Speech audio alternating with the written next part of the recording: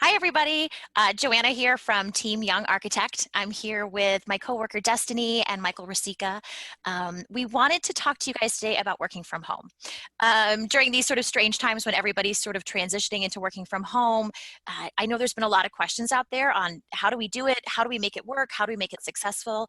We thought, because we run Young Architect 100% virtually and have for a really long time now, quite successfully, that we would share with you our best tips on how to work from home. So, as I said, business manager of Young Architect. I've worked for Young Architect now virtually for a little over 2 years, almost 2.5 years now. And we do everything. We meetings, conversations, literally every business aspect we do it all via computer. It was about 6 months before I even met Mike in person when I started working for him. So let me turn you over to Destiny and I'll have her introduce herself and then we'll give you our tips and tricks as we kind of work through here.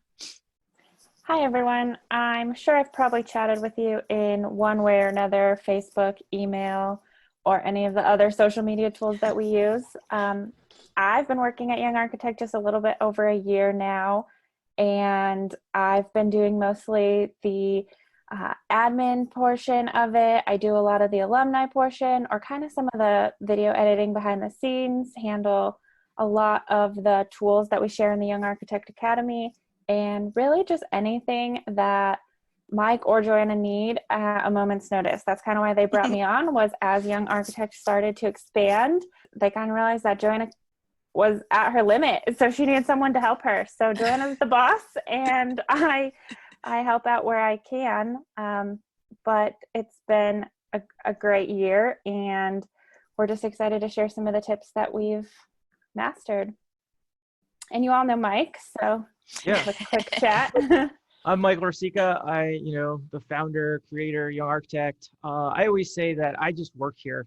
Joanna and Destiny really run the show. I just do what they tell me to do. They're the boss. They're in charge. They make the decisions around you. They're the adults in the room. Somewhat. So we each of us we all have very different tips and opinions and things. And so we were just going to kind of run through, and each of us is going to kind of just share a couple of our tips. And so I guess I'll go first. The first tip for me is finding things to create a routine around.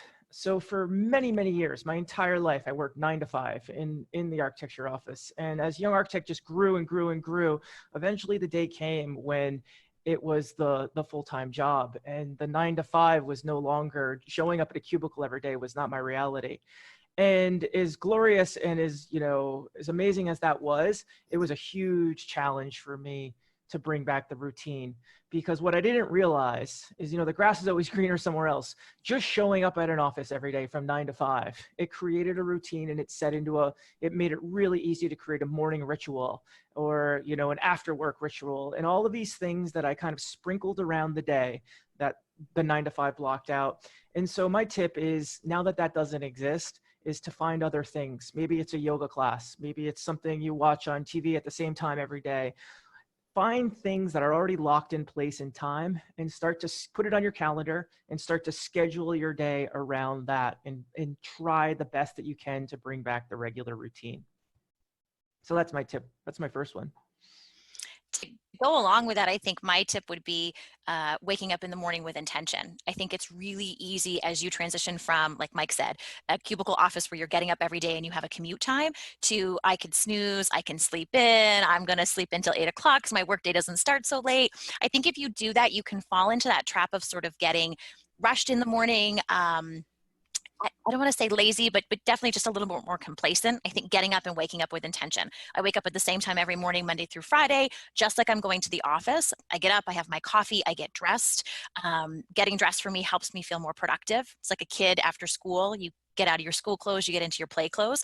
The reverse happens when you get up in the morning and you get dressed and you start your day. You feel like you're getting ready to go to work.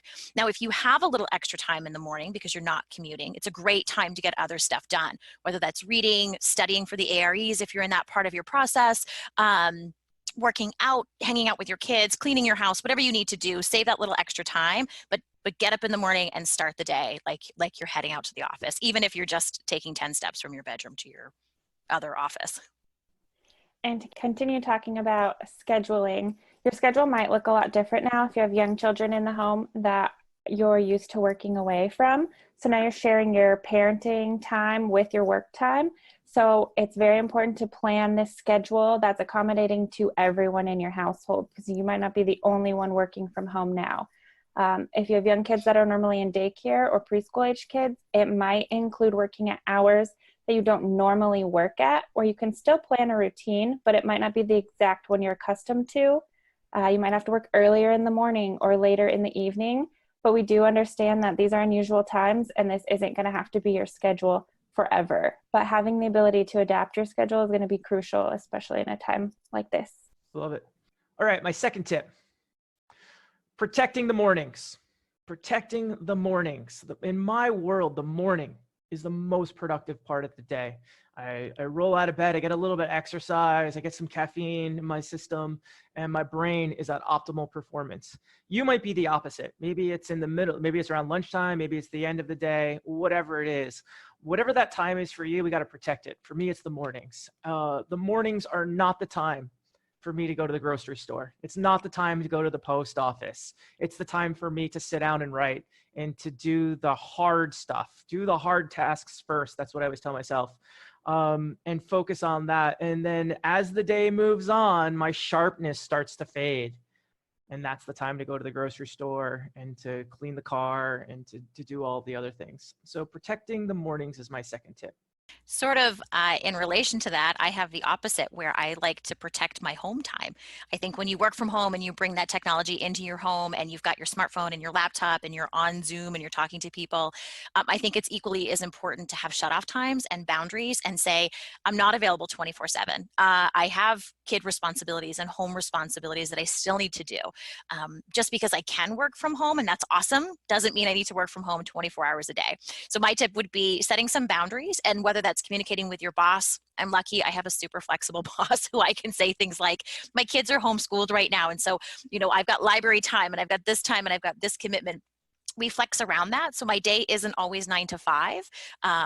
I'm willing to be flexible with that. But at the same time, when I say I'm done with phone calls tonight at 6 o'clock, I'm going to go make dinner and have my family time now, that respect is given back to, and we do have shut off time. So I think it's important, especially now, don't burn yourself out by thinking you have to do everything all the time and be super engaged with everybody. Take a step back. It's okay. And just to piggyback off of that, it's best to try and schedule these important meetings and calls, if possible, at the most convenient portion of your day for you and your family. Like Joanna said, it might not always be possible, but we found that honesty goes a long way. So if you're forced with parenting and working in this combination, when, like I said before, the kids are normally out of the house, if you're telling your boss or your client, unfortunately, I'm not able to do it at that time, I don't have childcare, that honesty is going to go a long way, and you're going to get that mutual respect back and say, I can't do it at 3 today, but how about we do it at noon? And it's just going to be the best trick to have a successful meeting where you can actually prioritize and focus as opposed to trying to do double duty.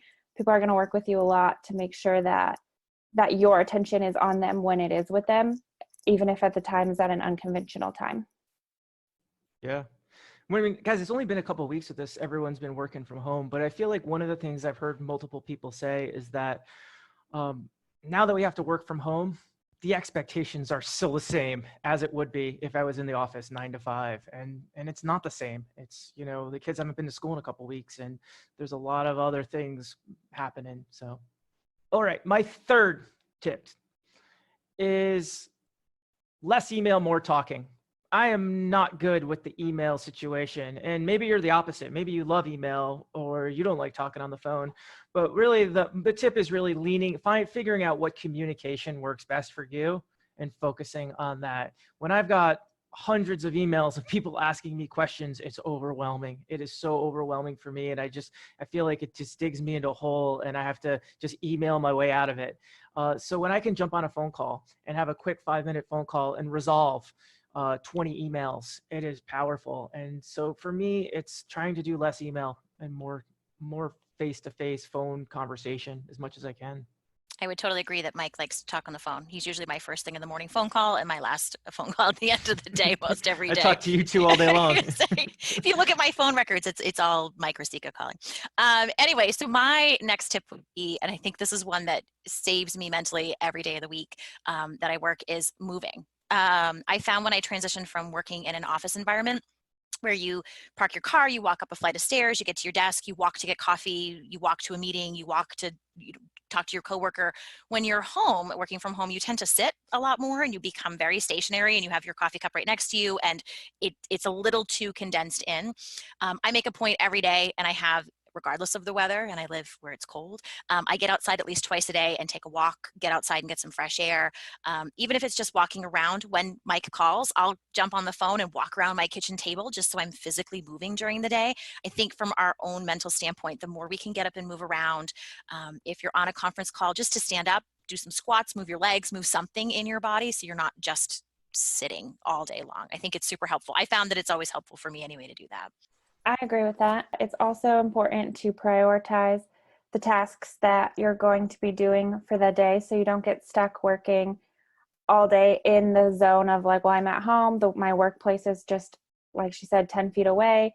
So if you're able to prioritize these tasks, you might have great time management at the office, but then shifting gears into your household, you might not see that those skills correlate.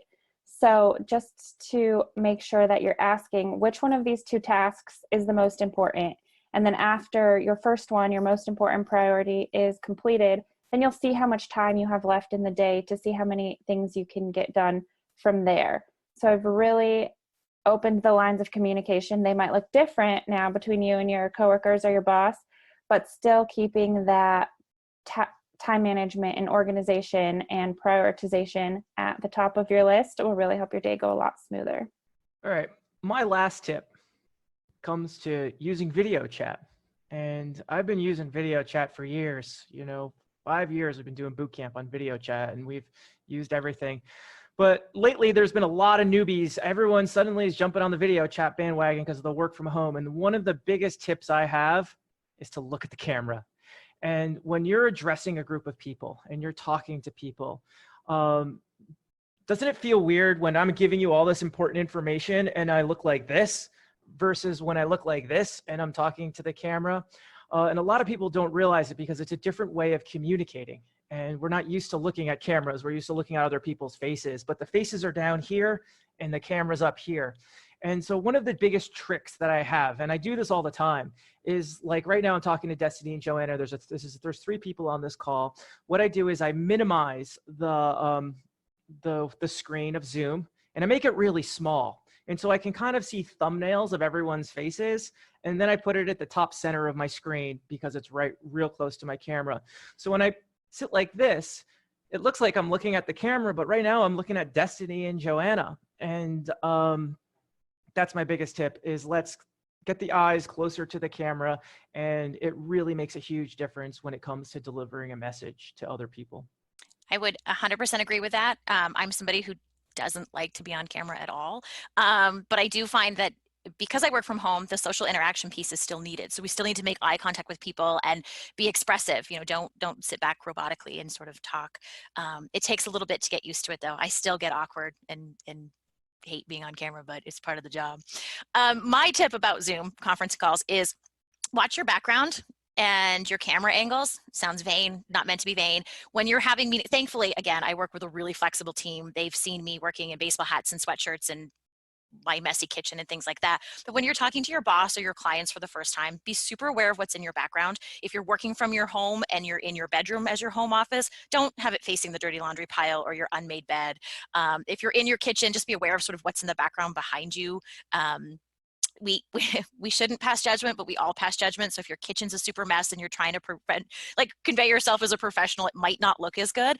Sit up tall, sit up straight with good posture, smile at the camera. It's okay to be friendly and talk to people, but just watch out for the unforeseen things that we all look over in our own houses, but everybody looks and sees when you're on a Zoom call what's up behind you.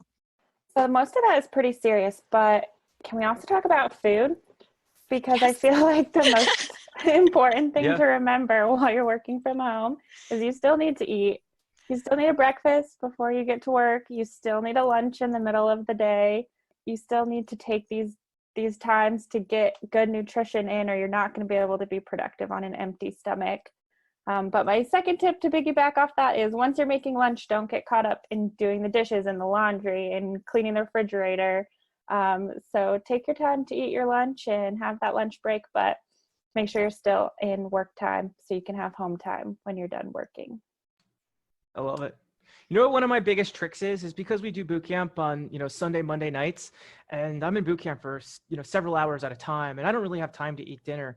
I've become really self-conscious about eating and letting people see me eat through video chat. And so what I do is I actually adjust the camera so people can only see my eyes. I turn it up and I put myself on mute. And while, yes, I'm eating, they can't see me chewing. And then I come back It's and I not talk. like Yeah. I do that a lot. I think that's pretty funny. I hope anyway that this was all helpful for everybody out there.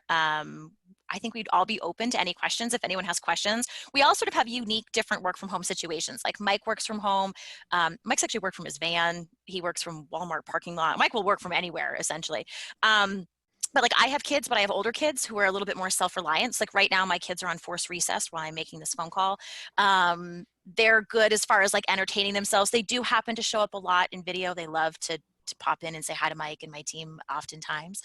But like Destiny has a little one at home. And so we're all in these unique situations right now where we're trying to like manage totally different situations. So I think my last thing I would say is hang in there. There will be days that you just want to cry into the Zoom phone call and take your headset off and say, I can't do this anymore. But there are other days where it's gonna come into flow and it's all gonna work itself out. So hang in there. If there's anything we can do to help support you, let us know. If not, enjoy your, pajama at home parties. Yeah. Likewise. I love you guys.